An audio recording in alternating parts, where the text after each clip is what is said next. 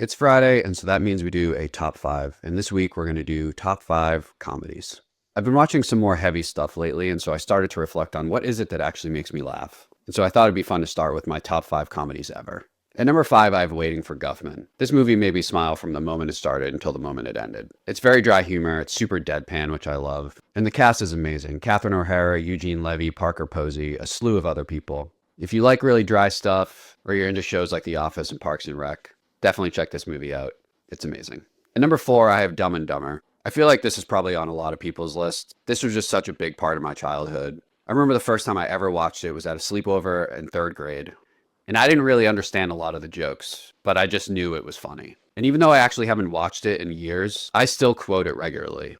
I still say big gulps. I still say Samsonite. I still say our pets' heads are falling off. It's just a timeless classic and one I'm gonna watch forever. At number three, I have Forgetting Sarah Marshall. This came out during the heyday of those Judd Apatow style movies, and for me, this one was the best. I think Jason Segel is great. He's such a great character in this movie. He's funny, sad. He's just someone I really latched onto and was rooting for. Paul Rudd's cameo in this is super classic, and there's a ton of heart to what's going on. And I still hope that someday they do a large-scale production of The Vampire Show. At number two, I have Planes, Trains, and Automobiles. I actually didn't watch this movie until a few years ago for the first time, and partly for some reason because I always thought I didn't like Steve Martin. But I checked this out, and this is now one of my all-time favorite movies. Steve Martin is actually great, but more importantly for me, I love John Candy. If I could only watch one actor for the rest of my life, I think it would be him. There's just such a comfort to his presence, and in this movie, he is at his peak. The scene where Steve Martin is sleeping and John Candy is driving down the highway playing air piano to mess around is one of my favorite scenes ever. It's just such a great movie. It's timeless, and it has a really heartfelt ending too, which I love. And number one for me is Wayne's World.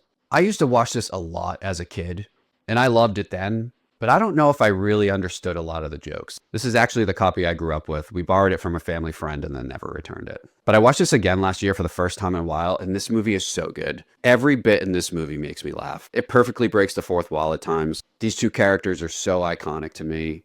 If I was on my deathbed and I could only choose one more movie to watch, while this isn't my favorite movie of all time, I think I would pick Wayne's World. It just makes me feel so happy. I laugh the entire time. And for me, similar to Dumb and Dumber, a big part of comedies is being quotable, and this movie's full of that.